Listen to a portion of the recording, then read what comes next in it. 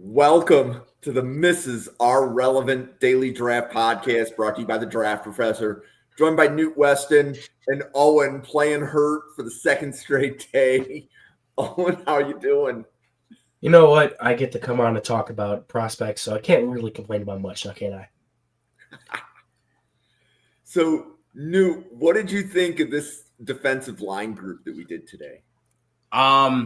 So I don't know, looking at the defensive line group, and I think this is kind of the, epitome of this year's draft for the defensive line group.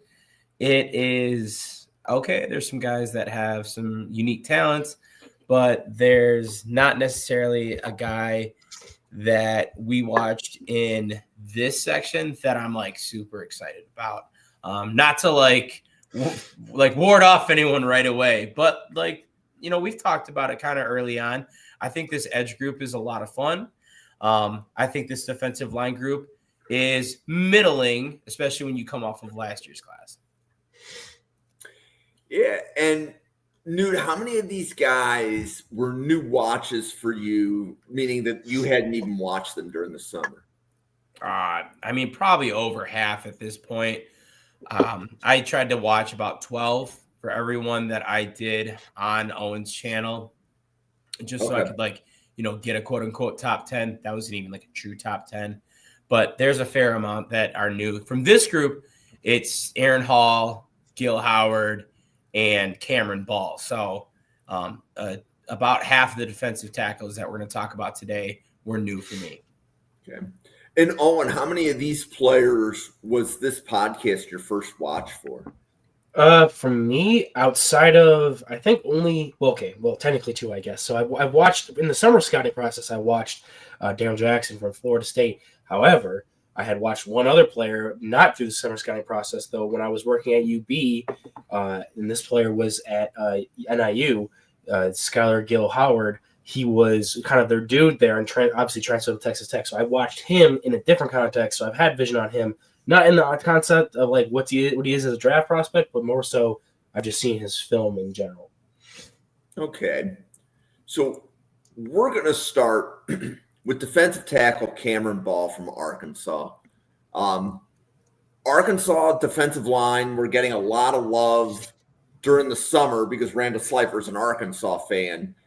He's just stacking the deck for himself. Yeah, so this is us checking as the deck got stacked and saying, is Cameron Ball draftable? Newt, what do you think? Well, I think, first of all, he definitely is draftable.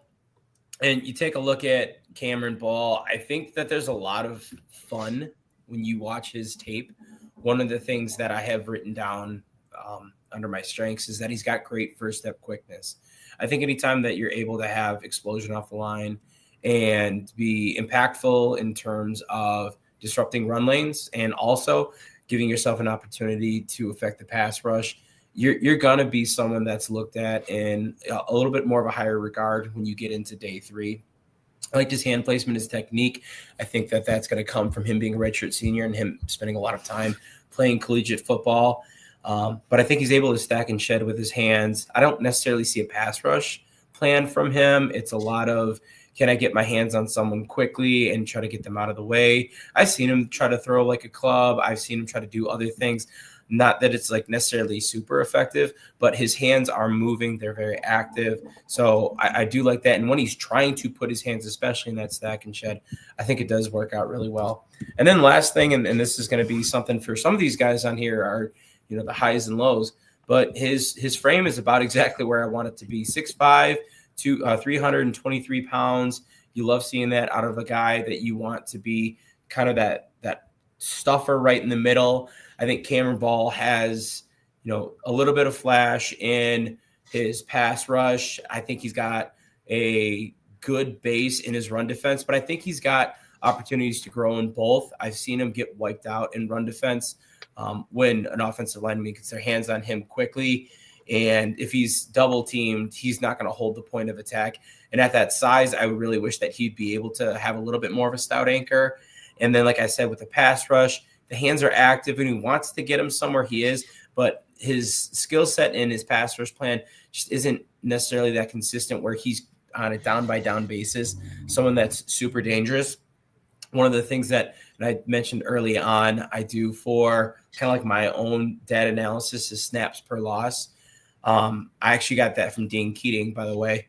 He phrased it a little bit differently, but this was a couple weeks ago. My dad is a little old, but it was like 189 snaps per loss, which you talk about a good interior presence, you're probably hoping for like 40 to 50 snaps per loss. So he's not really affecting the game when you get into the backfield. I think he's a guy that can serve the point of a rotational piece in a defensive line group, and really almost do it on all three downs, especially if he can get some good coaching under his belt.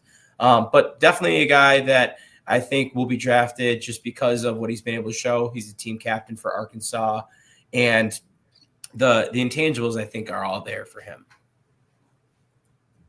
Oh, and where are you on Cameron Ball? Yeah, I'm pretty close to where Newt is. I think, you can't question. He's got the size, plays with the size. He's got a little bit of juice, especially for a guy as big as he is, but I wouldn't call him like a super athlete or anything like that.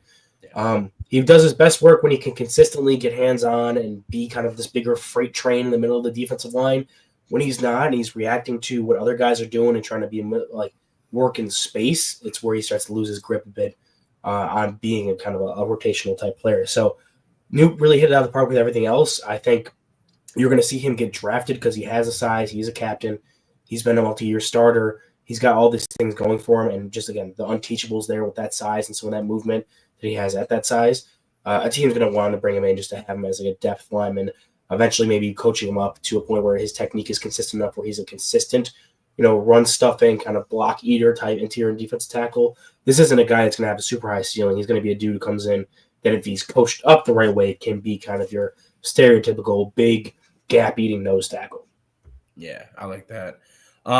Just to kind of pick it back to you, Owen, I noticed this with him, and I think it happens with these guys that aren't like these freaks, but I think that at a certain point you can become too tall to be a defensive tackle, just from the standpoint of you're going to start to lose leverage. I noticed that from him too. It felt like, and I think at 6'5", I'm not saying that that's too tall, but I think that like my favorite defensive tackles are at that like 6'3", 6'4", where they're meeting the offensive lineman. They're able to get kind of even with their pads naturally and not have to have, a ton of flexibility to them. It just comes just due to their size. I don't know if like anything that you saw at UB or with how you look at these guys, if you have a similar feeling. No, yeah, I definitely agree. I think if you're going to be tall enough, you have to bring that girth with you. You have to be 320 plus if you're going to be 6'5" plus. Like, you can't be 6'5" and 310. It can't be long and lean, especially at D tackle. That's when you start getting issues of, are they playing too high? Like, he plays high pads at sometimes, and it affects him on occasion, but he's also got the size and mass that even if he comes up out of his stance, sometimes it doesn't even really matter to whoever's blocking, whoever's going against him. So, but yeah, I agree with you definitely, and we'll talk about a guy here in a second that plays with really good leverage, and he has some natural leverage because of his height as opposed to... He's got a lot of natural leverage. Well, yeah, it's really... I'm glad you brought up that point because we're going to get a quick dichotomy with that with the next two players we have coming up. So the next player we have is Lee Hunter from Texas Tech. So Texas Tech has a pretty good defense. We're going to be covering on different podcasts a lot of Texas Tech players. But on different podcasts, we're going to cover 3 of them tonight. Yeah. But Owen, what did you have on Lee Hunter from Texas Tech? Yeah. Also, I forgot to mention this just to throw back to our Arkansas guy. Randall gets a lot of pull for being an Arkansas fan, but I give you like 7 names from UB, and I don't see a single one of them on any of these draft professor live streams, Jim. But anyway, Lee Hunter, Texas Tech. Red Murdoch is going to be covered on Friday. Owen called out Red early on. Who's big on Red Murdoch now? Dale Altman. Dale loves Red Murdoch. He's a stud. He's an absolute stud. Speaking of UB, we got some Wednesday night action going on right now. They're down 17-10 to Central Michigan, so that's fun. But going back to with the program, yeah, probably. I was with my coaching buddies for this, and they're like, when they were up 10-3, they're like, it's because they finally cut the dead weight, and I was like, wow, guys. But back to Texas Tech's $10 million defense with all these players we're talking about being on Texas Tech, also being transfers. Lee Hunter. 6'4", 330, kind of a similar build, I would say, to what we were just talking about Cameron Hall, where he's this big, girthy dude, doesn't have a ton of twitch to him. The same thing with like the pass rush. A lot of times it's he'll throw out moves, but they're very like kind of, I don't want to call them lazy, but they're just slow developing. Nothing really dynamic with him being able to counter off moves and being able to, if he gets off his stance and he gets into guys and is able to throw that weight around, he's definitely able to impact the game a lot more than a guy who maybe would be smaller stature than him. But another guy that I'm really kind of lower on, just because I think he's more scheme specific and or positional specific, where you want to have him rotate in. He's not going to be a guy that transcends multiple different phases of being a defensive tackle, that you're going to want to take him with a higher pick and be like, okay, yeah, this is going to be a guy that could play all 3 downs in the NFL level.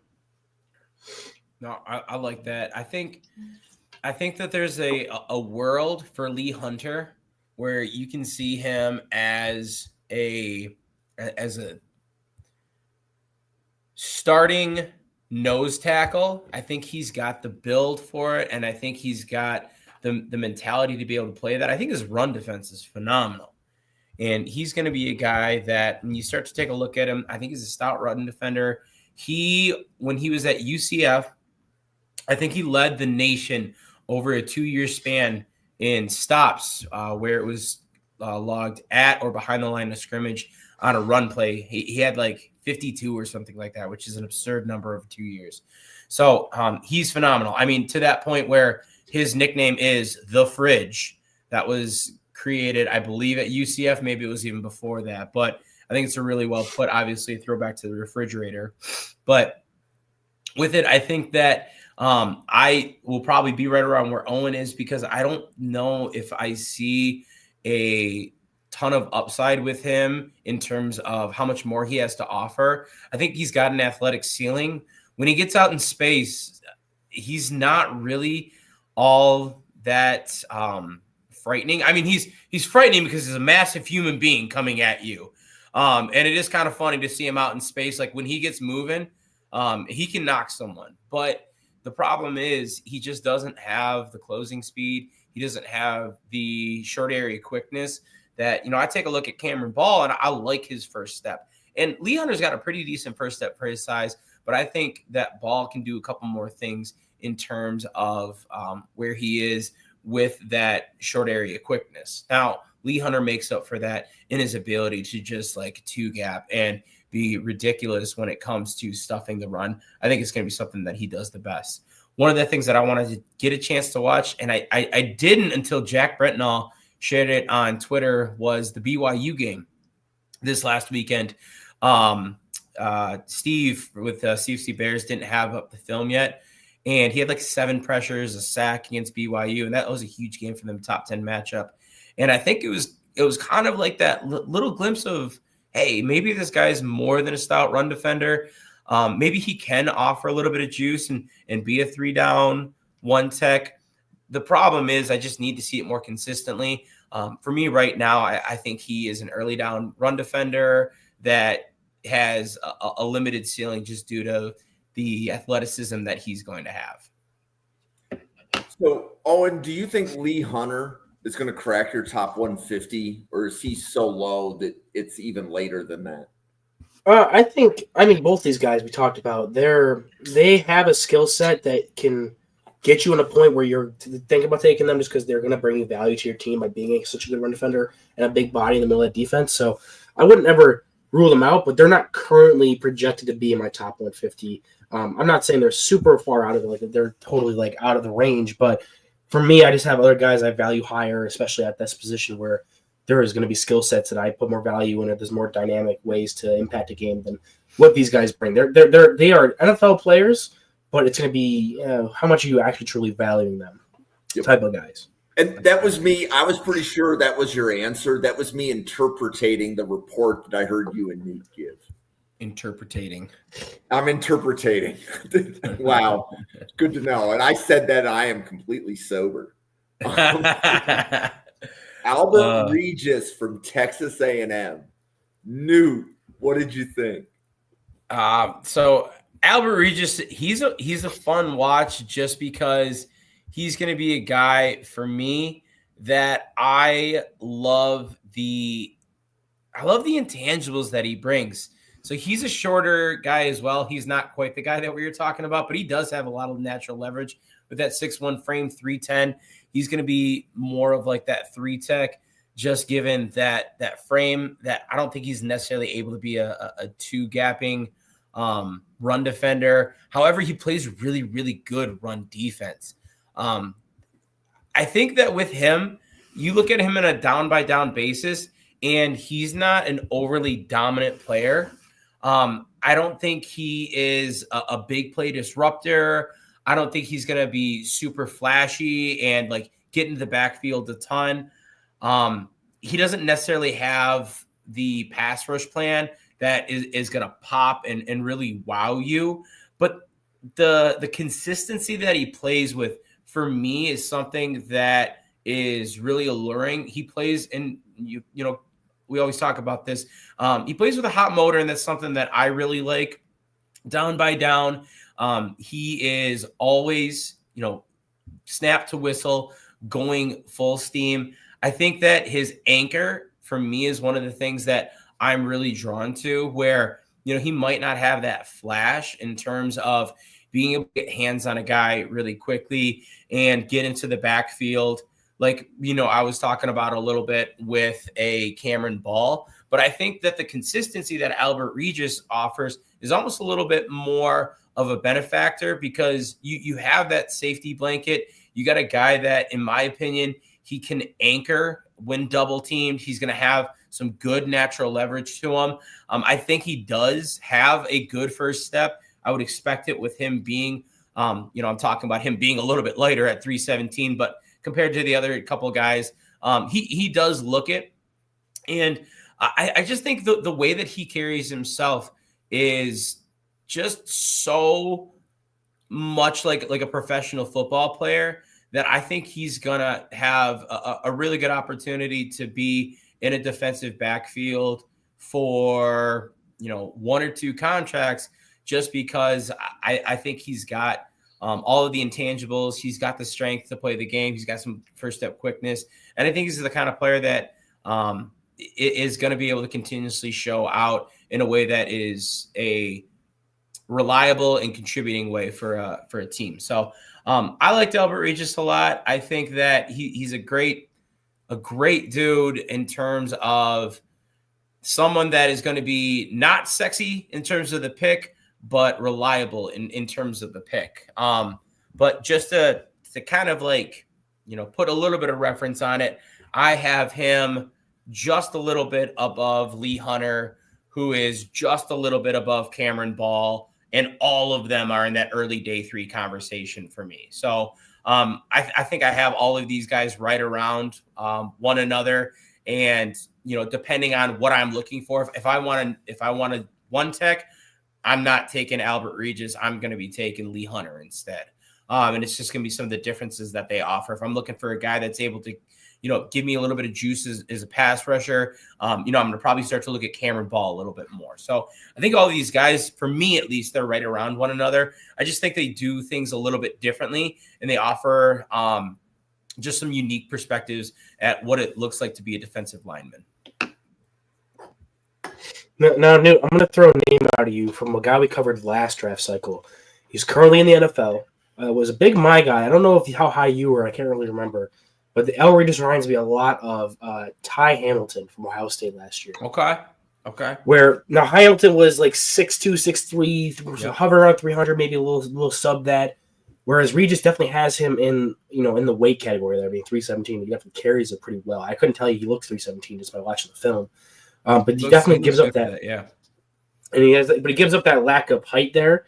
But for me, it's just talking about them as prospects when it comes to watching him play with Regis, that is, who has such a natural leverage against the run as a 3-tech, where he's dropping out of that knee. He's not getting moved off his spot. He's come firing out of his stance, low pad level. That Notre Dame game especially, he was just showing off a lot of plays where he was able to just be lower than the guys and out leverage them and win his gap because of that.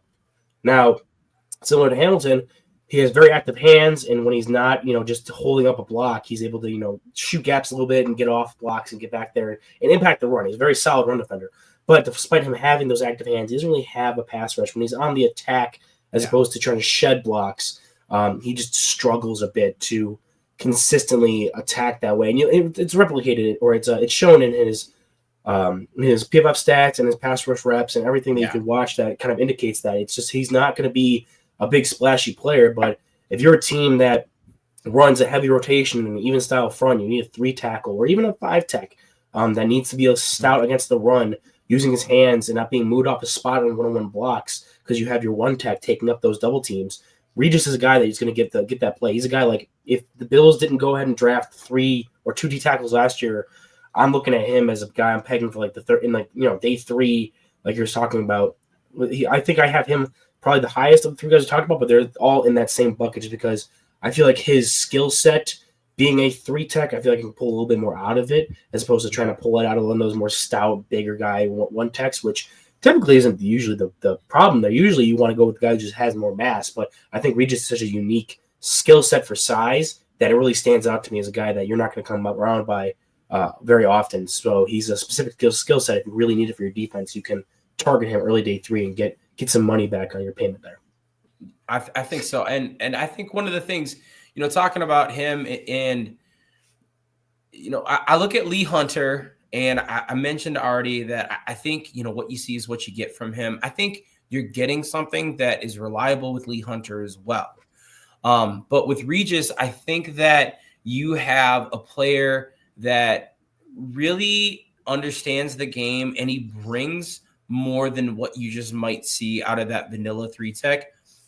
Just kind of looking back at some of the things for him. He was, I think this is his sophomore year of high school. He was first team all district as a tight end. So he was able to, kind of show out athletically on the other side of the ball and be a huge presence there.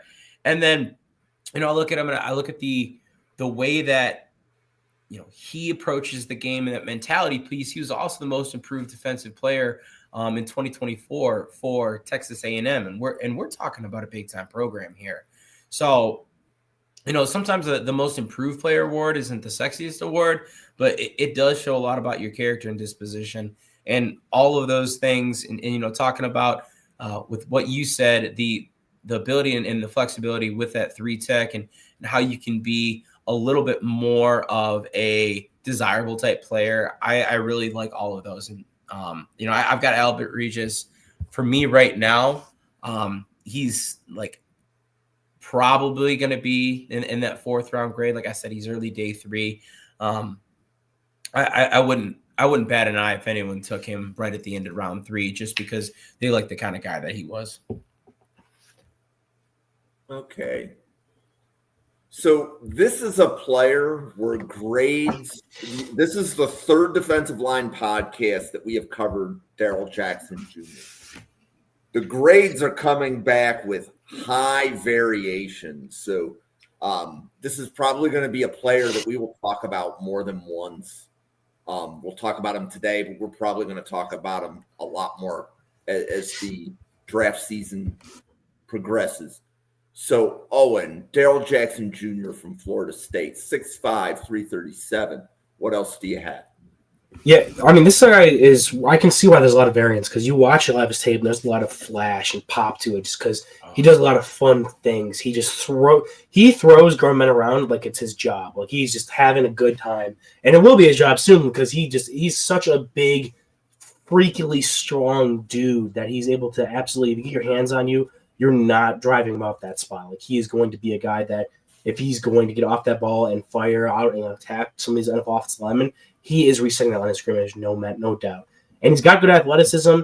I think more so last year than maybe this year. He definitely showed some flashes of like a good pass rush skill set where he's able to have some bend, has some quick active hands, really just throws the kitchen sink at dudes and tries to beat them with every move in his imaginable possible. So he's got a guy that has a bunch of power, has some pass rush upside. You're like, okay, this sounds like a prototypical NFL stud and 1 tech.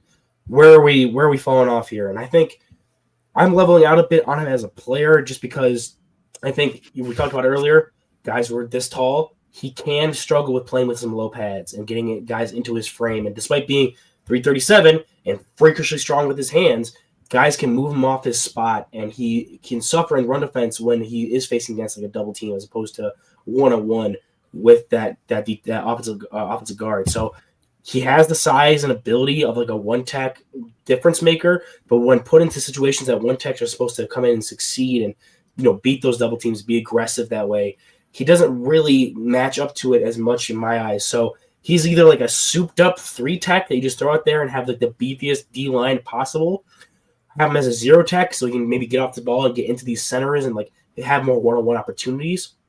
Or he needs to get better at playing with a lower pad level to really accentuate that, because everything else in his bag there as a prospect is something that I really love. So I have him with a 3rd-round grade.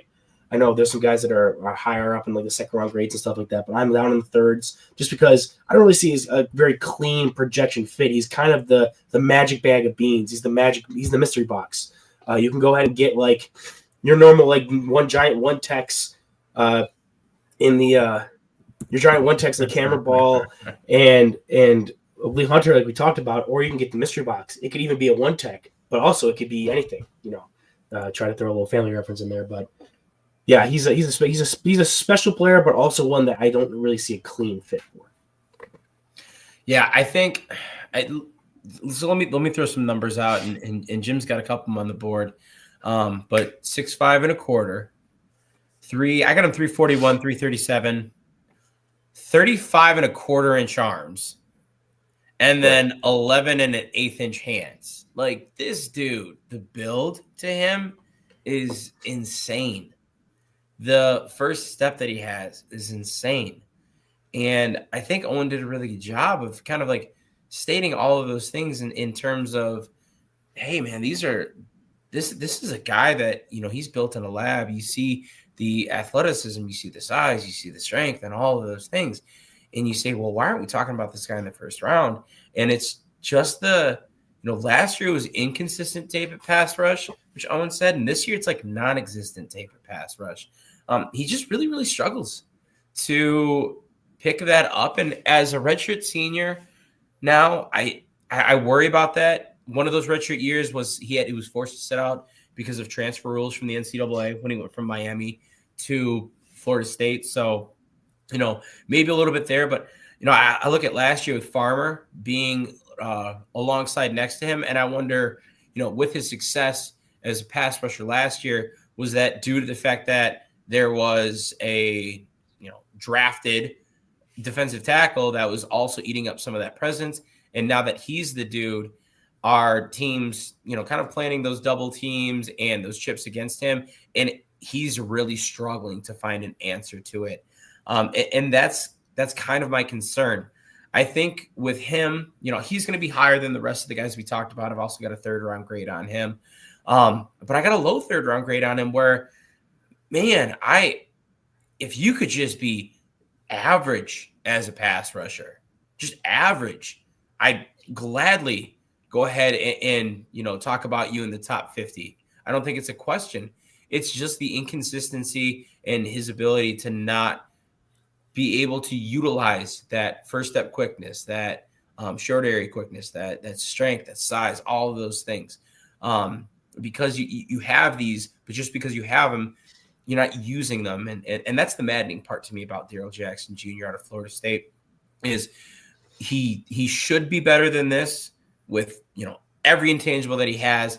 And he's just kind of an average defensive tackle, maybe a little bit up in the run defense. Like maybe he's a plus run defender, but whatever he gives you there, he really is deficient as a pass rusher when that's what I look at him to be the dude for. So he's got a 3rd-round grade for me. Probably my worst graded pass rusher, truth be told, which is absolutely maddening. I don't understand why, but here we are. So we've had 7 draft professors cover Darrell Jackson Jr. He's in Dane Brugler's top 50, which was released, I believe, earlier this week. Jack Brentnall also had him in the top 50. Dalton Gentry from Home Squad Sports had a 2nd-round grade. You two having 3rd-round grades make you in the top 50% of his draft professor grades because everybody else is day 3. Really? Like, yeah. So that's like you guys are actually closer to the top ceiling for him. And I feel like I'm low on him just because I hammer and I literally, because on my scale 1 to 7, he's a 2 for pass rush, which I don't give out many 2s. I'm pretty generous as an evaluator, but he's so bad. But everything else that he does is phenomenal. So use of hands has got to get better. Owen said that really well. I shouldn't say that his hands are good, but like, he gives you all the intangibles. So like when I look at Brugler and Jack and all those people, Dalton, I'm like, yeah, I get where that second round grade is. I really do. I just absolutely struggle to like kind of accept him where I have him, because I want more and I don't know how much more I'm going to get, because we're talking about a 5th-year senior. Right. Well, and I think it's more of how do you value, because the scouting reports that I heard were exactly the same. Like it's not like you guys found something or saw something nobody else did. It's how do you value what you saw? And what I mean by that is if you think of a playoff team that definitively needs a defensive tackle.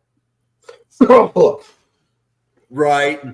So he may not be there at the end of round 3 for Buffalo. No. Right. Which means that if you want to take him, you have to take him in round 2. So there's not a lot of defensive tackles here. Right. So I think we could see 3 defensive tackles go in the top 50. I think last year we had like 7 or 8 go.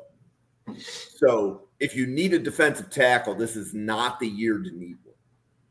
Yeah, he's the guy. I watched him and I come out with my grade after watching him, just like my instant reaction grade. I'm like, wow, how is this not higher? Like I was saying I had so many wows and amazement plays. Like even last year when he was getting some of that pass rushing starting to go, he had some popping plays as a pass rusher in 2024. It's just all gone away in 2025. But he's got all the power. He's got all the athleticism. He's got the size. He's got the nasty. I love everything. He's the girl with the daddy issues that is still stuck in high school. I could fix her. I could fix her. Give me a chance.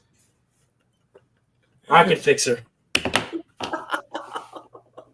Okay, that can go Girl south with the daddy real fast. I can fix her. Oh, okay. So while That's Newt my and favorite. I That's are my trying favorite to one. collect ourselves, Owen, tell us your story on Skylar Gill Howard from Texas Tech. Yeah, so I talked about it a little bit earlier. When I was working at UB, I was the D tackle guy in addition to the linebackers.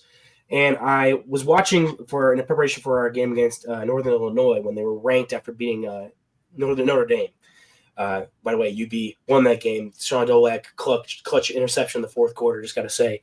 But for when I was scouting them, we would go ahead and watch ahead at the position that we were assigned. And since I was the tackle, Skylar Gill Howard was like their dude. And I graded him out as like an all-MAC player. I'm not surprised he transferred up, especially to a team like Texas Tech that was able to just throw money to anybody who had a pulse at any level of football. So I'm glad he got his bag. But for me, yeah, he was a guy that I watched and like immediately just absolutely was a menace at the MAC level. And then I see him go up here at Texas Tech. He's undersized, 6'1", 290. Again, not size and that stuff doesn't really change from place to place. But when you're playing in the MAC specifically, that's what a lot of their D tackles at all the teams. Like when UB was scouting D linemen, that was their desired size, was 6'1", 290 to end. Because there's a lot more outside zone. You need to be able to get off your blocks and move in space. So him transitioning from that to more of a bigger school where there's going to be some power gap schemes coming at your face and you're going to have to go against some bigger dudes. I just didn't really love the jump he's made there. Now, he has some fun plays. He's got a high motor, high character. I love just the way he plays, and I'm sure Newt's going to sing his Purple Prose because he just absolutely plays with his hair on fire. But he's got some twitch. He's got some speed. He shows it up in a bit as a pass rusher there. But if you're going to ask me to draft him as anything other than like maybe a DPR, especially with his size and his ability at that at the next step up, I think he's finally found his home as a prospect where, I don't know if he has much of a power game as a pass rusher. He's definitely going to be a guy that gets buried in the run game. So if you have an extra spot and you like that kind of attitude and that mindset, and you just need a guy that can come in and chip it on third downs, I think he's going to be a guy that can come in and bring that to your room. I definitely see him more as like a practice squad elevation type player. I have him as like a low, late day 3 grade, just from the size concerns and how that shows up in his tape. But for the most part, I'm pretty happy. I was happy watching this film as a guy that knew him, as a MAC player, and then seeing how his compete levels kind of stayed the same. But yeah, physical limitations for me kind of hold him back. Man, go ahead. I did not think I was going to be this much higher on Skylar Gill-Howard than you. I'll just put it out there. Like he's still a day 3 grade for me, early day 3. I have him just a touch ahead of Albert Regis, but like those two guys are right around the same for me. And I think Owen hit it really well. It's the size is going to be what kills him, and the things that come with it, the ability to, or the inability to, really show good play strength and anchor against the run. He does have a good natural leverage, but that's because his spring measurements have him at 5'11" and 7/8 inches. Like Texas Tech is adding on a little bit more just to get him at that plus 6 foot. He didn't even come in at that spring measurements. You've got concerns about them, the arm length with that being under 31-inch arms, and the frame that you bring with that, and all of those things, they are going to be things that absolutely make it challenging to look at him and legitimize him as a prospect. So I understand definitely where Owen's coming from. When you look at him as a DPR and an interior pass rusher, you look at him as being a little bit undersized, and then lacking that strength profile a little bit. There are definitely things that you might not want to sign up for him with that. But I think that just the juice that he offers as a pass rusher, it's the active hands. Owen said it already. It's the hot motor, the first step, the play speed, everything that he does on the inside is going to be about 1.5 times what interior offensive lineman is used to seeing. And I think it's a really, really dangerous way to approach the game from there. And I think it's something that teams are going to covet when we're in a pass-heavy league. Do I think he's going to be your starting defensive tackle? No, I think Owen's correct in saying that he's going to probably be more of that late down kind of guy. But if you're running 5, 6 deep in your defensive line group, especially if you have an odd man front, you're able to stick this guy at a 5 tech or at a 3, like a 4-eye, and kind of let him feast in between the tackle and guard and use that first step quickness. I think he's going to be someone that there are going to be teams out there that really like what he offers, and they're going to see him and, be willing to spend a day 3 pick on that. Now he does have an ankle injury? I think he had a season-ending ankle injury. Right now it is listed as he's out indefinitely, with potential to return via the postseason. My guess is that unless Texas Tech is playing, in the semifinals, which they very well could be, like they're playing really good football right now. But we might not see him again this year. So that, and ultimately in terms of his draft stock, is a really big negative shot for him. But I think if you look at what he offers, I really, really like him. But that frame and length is really, really tough to get over, and the lack of strength that comes with it. So I do see where Owen's coming from. I like the bit that he offers as a pass rusher, and I think he does it so well that I'm willing to take a bet on him earlier in day 3. Okay. So the next player, a little story here. So Jamal Johnson, who is an NFL agent, he's been on a Draft Professor podcast. He's in the Draft Professor group chat. Shot me a private message. He says, nobody's talking about Aaron Hall, but I have some agents I have some scouts that are telling me that he is draftable. So, I text a few of my favorite draft professors, including Newt, Owen, Randall. Hey, what do you guys think of Aaron Hall? Is he draftable? And Owen said, yeah, we should definitely podcast on him. So, Owen, why should we be podcasting about Aaron Hall from Duke? Yeah, 6'4", 290. Real fun player to watch just because he has that explosive, out of his stance, attack, pass rush style play where he's able to, win with speed, rip and bend around guards, and really give them a handful to work with in those tight quarters. If you're going to be a guy that wins with kind of that athletic side of your ability in the interior, you have to do it consistently, both as a run defender and as a pass rusher. And when he's able to shoot gaps as a run defender, I think he does make some good plays there. But he makes a lot of splash plays as a pass rusher. So he was a real fun watch to see there. He is 290. I probably wager guess he's a little lighter than that. Seems a little bit skinnier in the frame. Spring measurements had him at 296. Really? All right. Hey, that is a plus in my book then. Because for right now, even though he's able to get out of the stance, get into guys, and he just really isn't capable with his hands at the moment and holding that point of attack, especially in the run game, where if they're trying to stretch him out or even down block right at him, he struggles to kind of hold his ground. And he flashes an anchor sometimes, especially in one-on-one situations, but like when he has to use his hands to take on, engage, and get off a block and then make a play in the run game, he's just not a guy that is going to be able to do that. I think if you're going to want him to excel as a D tackle in the NFL, you're going to want to be in a gap shooting type system where he's attacking half a man, trying to beat guys off the snap and blow plays up in the backfield. And then when it gets down to late and long, you really let him unleash as a pass rusher and allow him to go out there and just be an athlete. So he's a guy that has some tools right now. I think I wouldn't really take him super high. I think he is draftable. I wouldn't take him super high just because I think he is just an absolute red flag in run defense at the moment. And while his pass rushing is fun, it definitely does need some more touching up and polishing up. So he's got the athleticism. He's got some flashy moves here or there, but he's got a lot to work on before he's going to be a guy that I'm really going to be pounding the table for, especially like earlier day 3. So, Owen, Aaron Hall or Tonka Hemingway, which player did you like more? That's a loaded question, Jim. I'm the leader of the Tonka Hemingway fan club here. I had Tonka graded higher. Aaron Hall isn't giving up nearly as much size as he is, but I also thought Tonka showed a bit more as a run defender in college, at least, than Hall has so far at this point. Okay. New.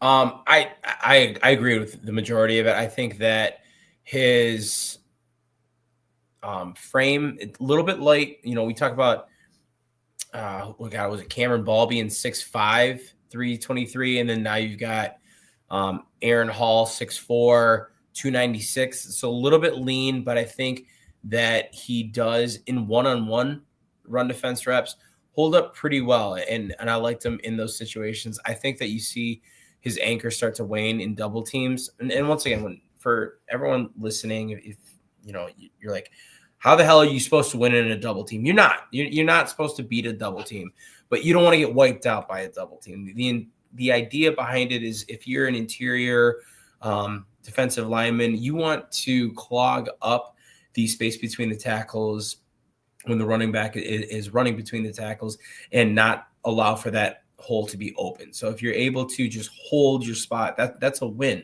But I don't think that Aaron Hall at that size, at the way that he plays and with a lack of anchor, excuse me, is really able to do that. So I think that the things that you see about him, they do flash the twitch, the juice off the line as an interior defensive lineman, and the one-on-one reps and the stack and shed ability in those, they're phenomenal and they're a ton of fun to watch.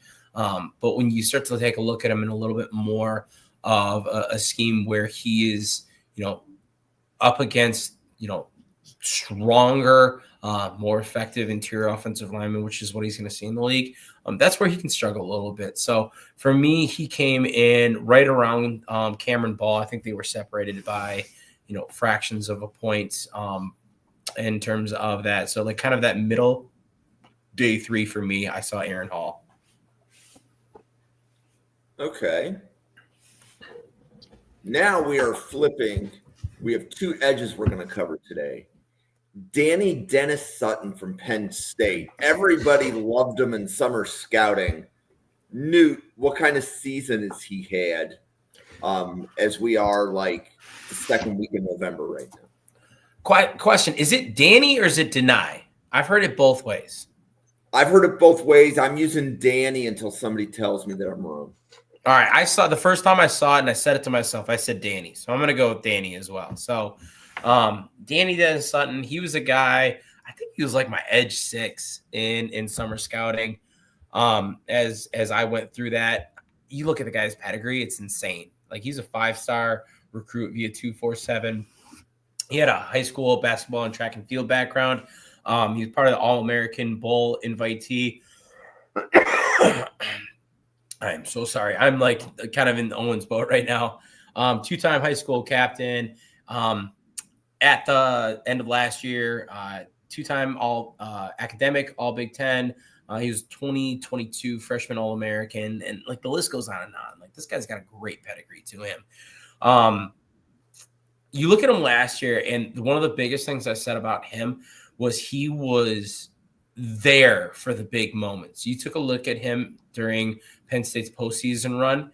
He showed out. That was some of the best tape that he put out. I watched the Notre Dame game. I watched the Boise State game for him.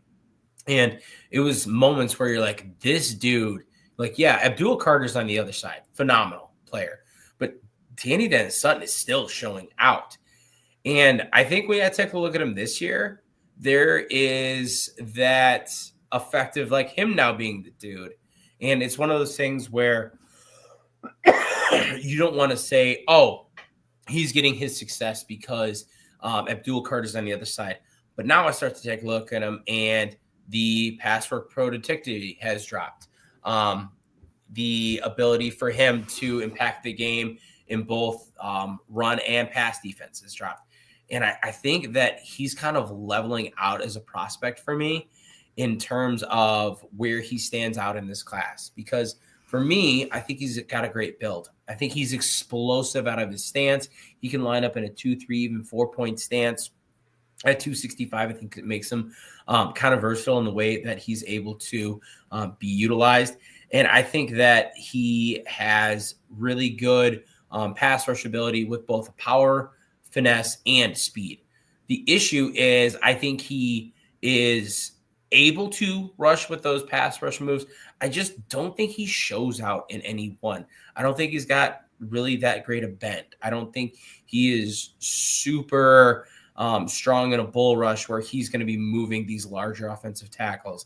And I think that the foot quickness is good, but it's not great where he is really keeping these guys on their toes and getting them crossed over. So I think there's a lack of high-end athleticism from him that, is kind of leading to some of the production that we're looking at this year. And ultimately, in my opinion, kind of a step back from his 2024 film. Right now, I got a early day 3 grade on him. Okay. Owen. Yes, this was a guy I didn't get to watch him for the summer scouting, or at least not in super in depth where I went back and watched those games. I did for this, and yeah, he was definitely someone who flashed a lot that you were really excited about, especially in those high leverage games like you were talking about, those Notre Dame games, the Boise State games. For me, though, with watching a lot of his film from this year, he just didn't wow me a lot. Like, he's a great athlete. Don't get me wrong. Like 265, 265 with that amount of athleticism. He's no Daryl Jackson, but you know what? If I got my hands on him, I think I could do some work. But if I would if I was an NFL defensive line coach, that's what I'd be saying. But or if you were a high school sweetheart and we're looking for girls with daddy issues. Right.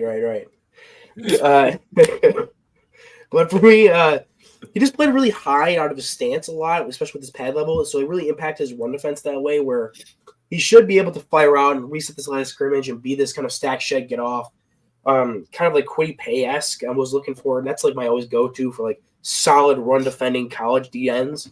And I didn't really see a ton of that, especially with him utilizing his hands and being able to set that hard edge on the end, even though he has the size. And then as a pass rusher, a lot of his wins this year was just that I'm a better athlete than you. I'm going to beat you to the spot, and I'm going to get to your quarterback because you're playing the catch-up game. He doesn't really have a ton when it comes to like a consecutive pass rush plan, how deep his bag can really go.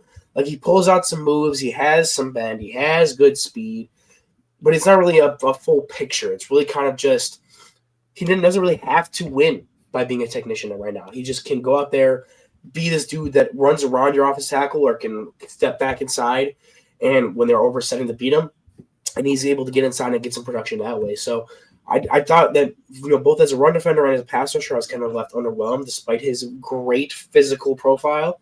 So I also have him as kind of as a middle day 3 pick, just because, again, it's a guy that outside of the physical tools doesn't really do a lot for me. He reminds me a lot of Zach Harrison when he was at Ohio State, just a really high level athlete. Now Harrison was a bit bigger, a bit longer, could be a good run defender at times too, but I think Dennis Sutton has the athletic edge on him, but in the same way, it doesn't really have that pass rush bag or plan that I wanted to see out of a guy that people were talking about going early day 3, and I think Harrison was a 3rd round pick even. So it's just a guy that I was looking for a lot more out of, especially after seeing the flashes from last year.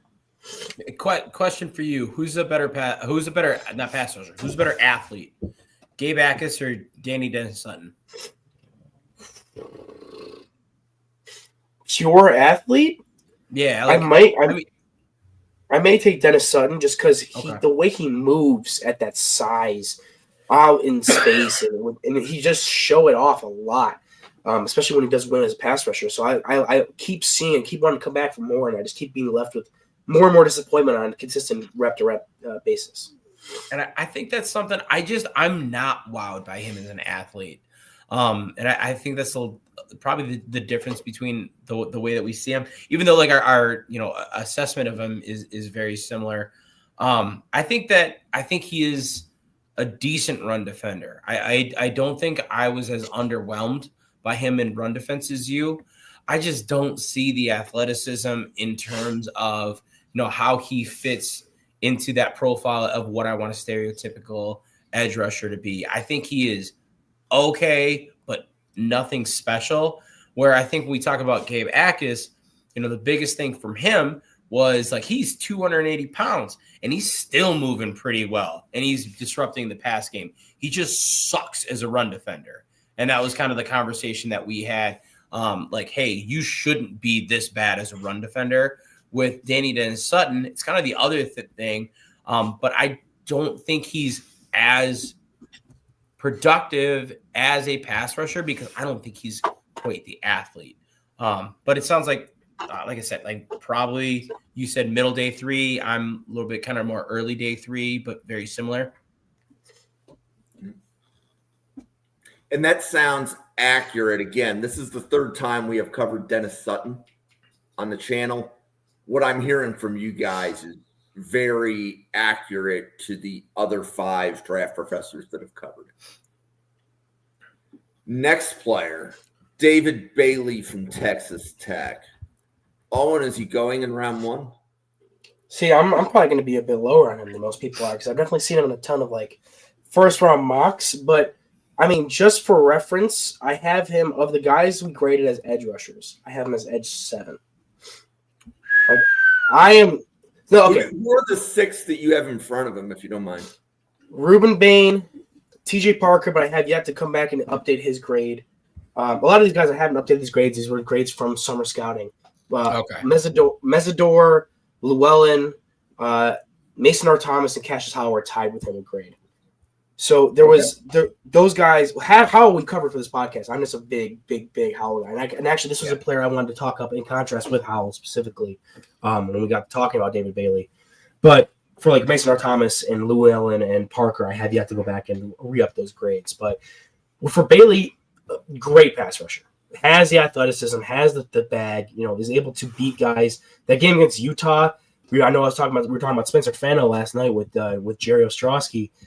The only game I've ever seen Fano actively get his ass kicked, he was just absolutely drowning out there against both of these pass rushers, and a guy that just comes out and knows how to beat you, has different ways to beat you. Where I start getting kind of stuck with him is he's not a terrible run defender. Let me get that out of the way. As a guy that is shooting gaps or scraping from the backside as your weak side player and coming down laterally down the line of scrimmage and making that play, I really do like him. It's more so he's 6'3", 250. He's going to have to be maybe a weak side even end or 3-4 outside linebacker and give him that space. But even then, 3-4 outside linebackers, if they're going to run towards your way, you're going to need to try to set a harder edge than what I think David Bailey is. Like I saw him getting his ass kicked by some tight ends on film, getting drive blocked down the field. And that's where I was kind of curious to see the conversation with Cassius Howell, where Howell is not a traditional, line him up, edge rusher, set the edge either. But I think the fact that you could probably play him as like more of a stack off-ball linebacker and run defending downs, that's more of an easier projected role, whereas Bailey is clearly an edge through and through. No matter what down it is, he's going to be an edge. He's just going to struggle because he has to play edge against teams that are going to want to run the ball right at him. So for a guy that does everything right as a pass rusher, you want to bring him in and be a DPR immediately and then try to build him up with some muscle, maybe get him up to 260, see if he can still retain some of those athletic edge and then be able to fight and attack and set that harder edge if he gets through an NFL pro strength and conditioning staff. I think he could be a guy that develops a bit more. But for me, he just has some stuff that, like, again, still I have him like a high second round grade. So if you told me he went in the first round because of positional value, I think that's definitely a clear thing to say that, or clearly I'm going to be on board with that. But for me, if I had my choice, I'd be taking some of these other guys over him. If I need an edge in round one. All right, I'm fairly close to Owen. Then when he said 7th, I thought it was of the guys we have covered thus far. No. Not of like, I was like, who in the hell are the 6 guys ahead of David Bailey? But when you start throwing in, for anyone that's like not a regular week to week listener, number one, stop it. You need to listen every week. If you're not a week to week listener, we haven't with me and Owen, we haven't covered Park, we haven't covered Bain, we haven't covered Llewellyn, and some of those other guys. So hearing those names in front of it and then having him get to he was 7 for you. Yeah. Okay. I'm very, very close to that. He's edge 6 for me. I've got 4 guys ahead of him that I still need to do a reevaluation based on their fall film. And it is, Parker, Bain, Llewellyn. I've got Keldrick Falk up there as well. Yeah. And then LT Overton is right around there. I don't know where those guys are going to fall. I've got to see. Just listed next week's podcast. Yeah, pretty much, right? So we'll see where all those guys shake out. Next week's stacked. And then I think we've got that surprise player, which we can talk about at the end. But I digress. David Bailey, to go back to the very first question that you had asked in regards to him, Jim, is he going in the first round? I think Owen said my sentiments as well. I don't have a first round grade on him, but I don't have 32 first round grades. So I think by default of there having to be 32 first round picks, I think he's got an opportunity to go in the later portion of the first round. I have a high second round grade on him because he is a freak of a pass rusher. He had, and once again, my stats are a little bit out of date, but when I had looked this up, 39.4% pass rush win rate on true pass sets. That's like Josiah Stewart numbers from last year.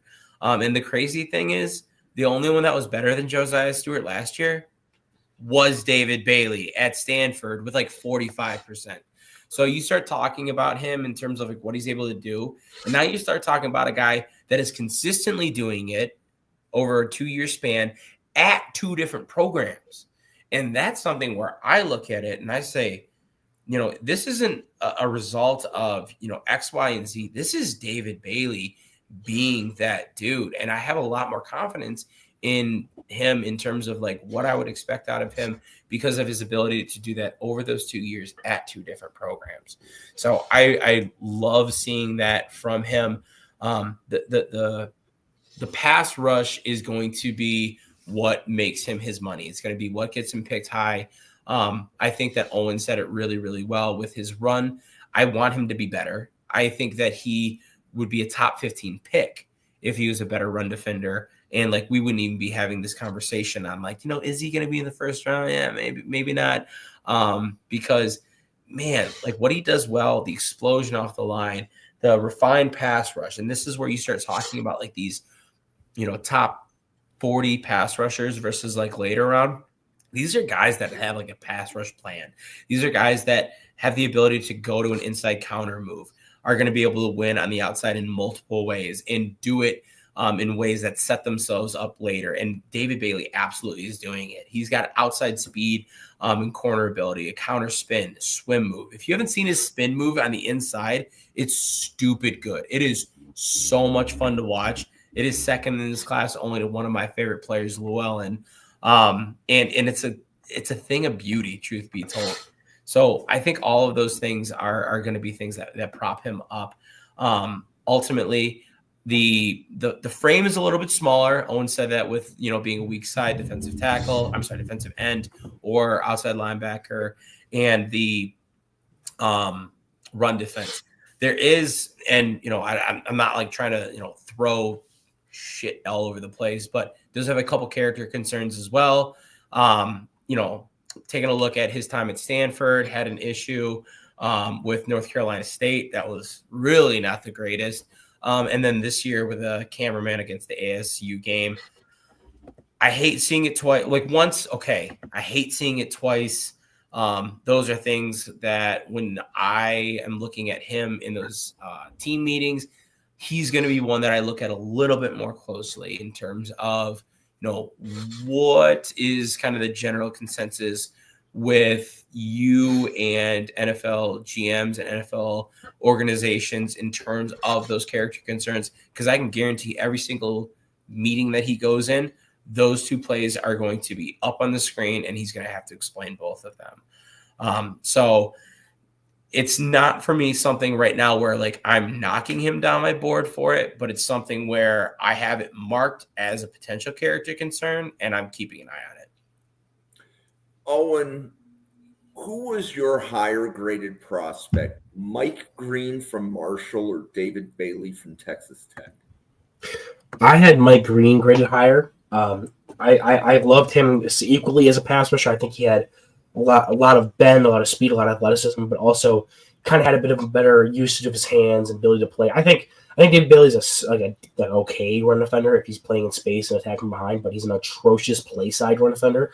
Whereas I never watched anything with Mike Green and thought, okay, that's something that's like absolutely like god awful type of stuff with his game. So like David Bailey has a giant black hole in one area of his game, which is what's dragging him down.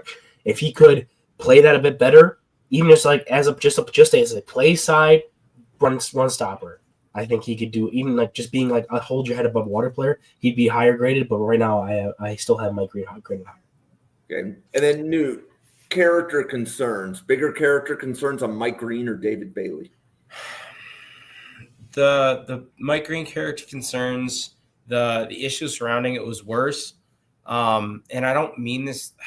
I feel like I'm going to get like this pulled out in a bad way, but I think the time away from it, and I'm not excusing anything that Mike Green did, but that happened his senior year of high school.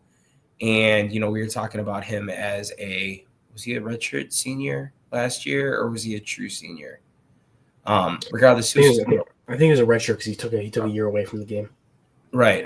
And I know that there were things that came up at Virginia too. But you remove him 3 years from that. I ultimately don't love what I heard about Mike Green. But having 3 years between that and drafting him, you start to say, okay, these things are what they are. They've been handled. They have gone through whatever system they have to go through. I'm looking at Mike Green now as a player. With the repetition now for Bailey over the last 2 years, I don't love that it's so recent. I saw someone on Twitter mention it in terms of like Princely, where they're like, oh yeah, Princely had the bad thing with UF.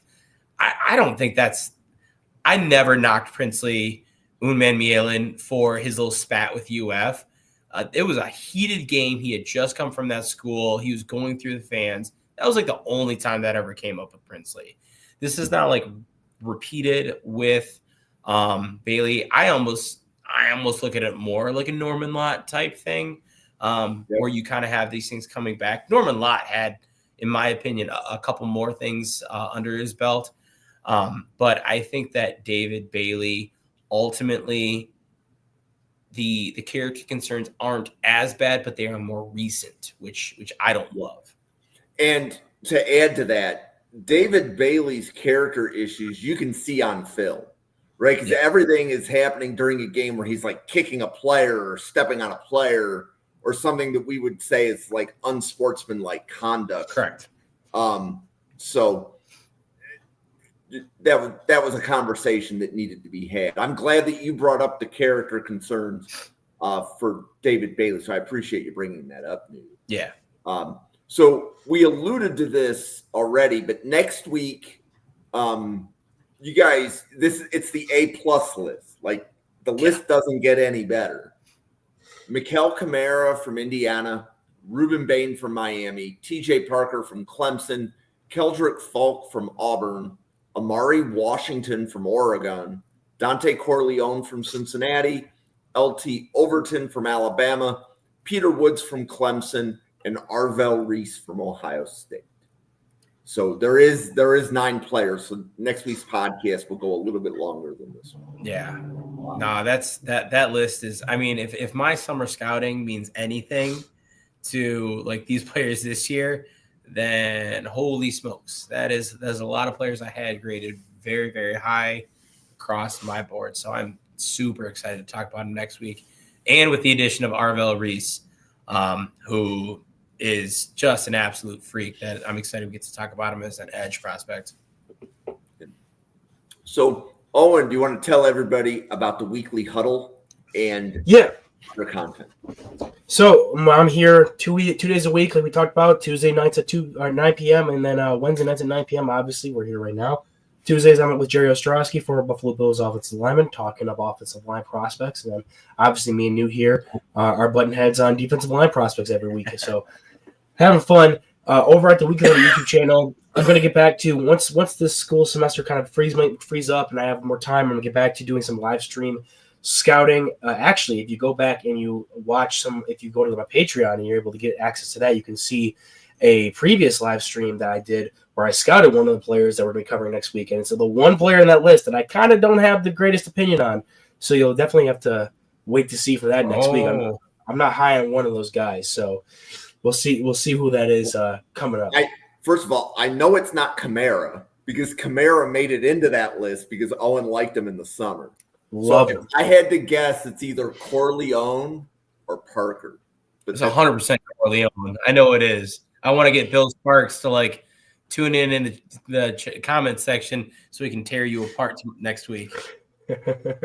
We'll see. But yeah, so you can catch me on do live streams over there, and then if you don't miss the live streams, you can check out the posts of them going up on the Patreon over at Weekly Huddle. So that's what I got going on right now over on that channel. New. Yeah, now you can actually I want to pause really quick. I already did this last night, but I gotta do it again. I watched for the first time Owen and Jerry, their full episode on Tuesdays. Those guys are so much fun to watch. Even if you're looking to listen to it, just kind of had the night free, tossed it on, and what those guys did, talking about offensive linemen, hearing it from Jerry playing for damn near a decade in the league. And then Owen with his scouting background and the knowledge that he brings, that was absolutely phenomenal. If you guys haven't checked that out, please do. I think those guys are great on Tuesday nights, and Owen does a phenomenal job talking about that with the Bills offensive tackle who played. Owen, did Jerry play while you were alive or no? I think he retired the year I was born. Okay, I'll double check that. Jerry is the same age as my older brother. Okay. So it's your older brother. Okay. Yeah. He retired the year I was born. Nice. But no, for me, Newt Weston, you can follow me on the app formerly known as Twitter at NFL Draft _Weston. I've been fairly consistent in trying to clip a lot of the guys that we're talking about. Some of my guys that I really like, I'll put about 2 or 3 clips on. There's a guy next week that I didn't watch over summer scouting, and I am already in love with. So that has been one that I've been kind of propping up a little bit. But over on Twitter is where you can find a lot of my content. I do run ZeroTechDraft.com. Haven't been updating it just because the only thing I've been focusing on so far has been the players for this podcast, which is where you can find me and my opinions in probably their completeness on Wednesdays at 9 p.m. Eastern time on Mrs. Irrelevant with the Draft Professor. I think I nailed it. I'm not sure. And I follow at NFL Draft Weston on Twitter, so I know exactly the player that he's talking about. It's gonna be a lot of bouncing off each other next week for how happy we are talking about some of these guys. Oh, I'm excited then. That's gonna be fun. So I got to give props to you guys, right? So this is maybe week 6 of us doing this, right? So a lot of podcasts talk about the really good players that Newt and Owen will get to talk about next week. But there was a 6-week runway where we're sorting through day 3 players, and you are propping up day 3 players. So give Newt a follow, give Owen a follow. We can't make this content without them. So Draft Professor, you can follow at NFL Draft Fanatic, no I in Fanatic. And if you go to the X page, what you'll see on the pinned tweet is the schedule that's scrolling across the bottom. So we have 13 podcasts at the Draft Professor that are all breaking down the prospects. We do quarterbacks twice a week. We do corners twice a week. We do offensive line twice a week. We do defensive line 3 times a week. We've already finished tight ends. We've already finished running backs. And we've got other podcasts that'll finish up linebackers in a couple weeks, etc. So if there's a position that your team needs, we've broken down the players that we think will be drafted in rounds 1 through 5. So a couple of, let's say, tests of the player list. When the Senior Bowl announces their defensive line list, I'm curious if we've evaluated all the players. Right? Like that's a really good measure. Did we podcast on the right players? So we'll be doing a Senior Bowl defensive line podcast. We have Newton and Owen will be podcasting on November 19th. They will have one more podcast on December 3rd. And then on December 10th, it will be their defensive tackle big board and their edge big board. So you can see how I think we go 2 weeks. I think isn't it December 17th is our big board? I could be wrong. It could be the 17th. I don't know. I mean, we can talk about what to do in the 10th, but I don't know that there's more players that are going to grade any higher than the ones that you've already podcasted on. Oh, there's always more players. There's always more players. Right, but I don't think they're going to grade higher than who you've already covered. No, I get that. If the other Draft Professors are any indication. Right, I think we've hit all the day 2 guys. After next week and the week after, because the week after, Llewellyn's on it, Dominique Orange is on it. So Big citrus. Yep. Big citrus. So for Newt, is there a position group with a better collection of nicknames than the defensive lineman? I don't think so. I think between the Fridge, the Godfather, Big Citrus, I love it. Yeah, I haven't heard too many nicknames coming from any of the other positions.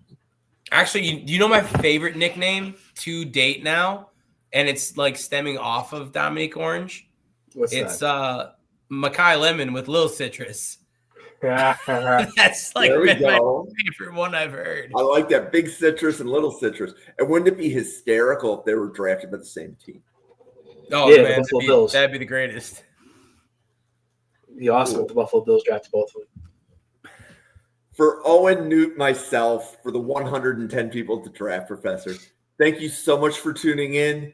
Enjoy your Wednesday night. We will see you on a podcast again tomorrow for our second show on safeties and our running back big board. See you tomorrow, everybody.